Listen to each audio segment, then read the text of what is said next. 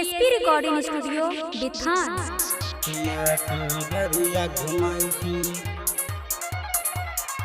छौरी गे अलोहिया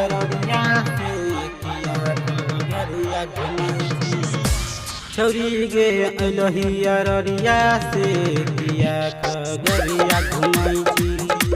छौरी गे अलोहिया ररिया से किया खगरिया घुमाई छी। अली तू अररिया घुमच के खगरिया, अली तू अररिया घुमच के खगरिया, किया नजरिया मिलाबची। छौरी गे अलोहिया ररिया से किया खगरिया घुमाई छी। छौरी गे अलोहिया ररिया से किया खगरिया घुमाई छी।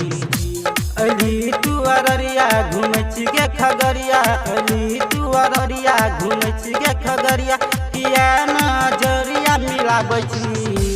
छौरी गे अलोहिया ररिया से किया खगरिया घुमाई छी। छौरी गे अलोहिया ररिया से किया खगरिया घुमाई छी। डीजे धनुराज, डीजे खगरिया घुमाई छी।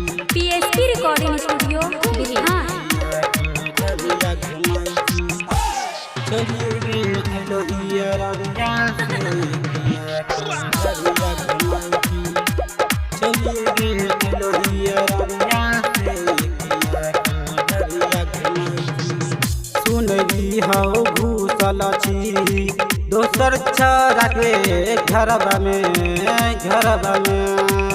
मम्मी पापा खोज रहो पूरा गाँव सहगरबा में।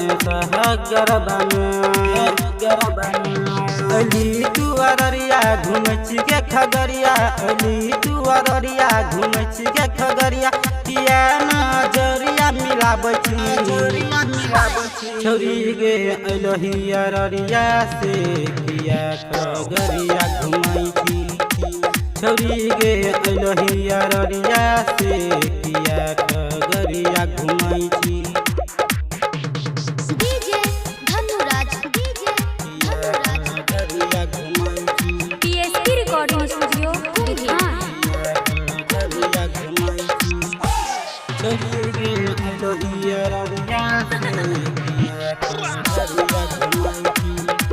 छौरी गे अलोहिया ररिया से किया खगरिया घुमाई छी। गायकर दिलीप राजू रमंचक सुनील भेलौ साथ गे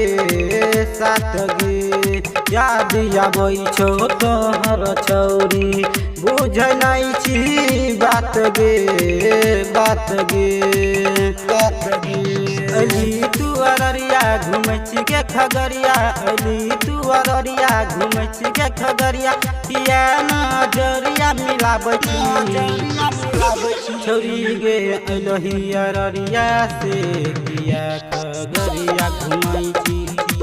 छौरी गे अलोहिया ररिया से किया खगरिया घुमाई छी। PSP recording studio Bithan.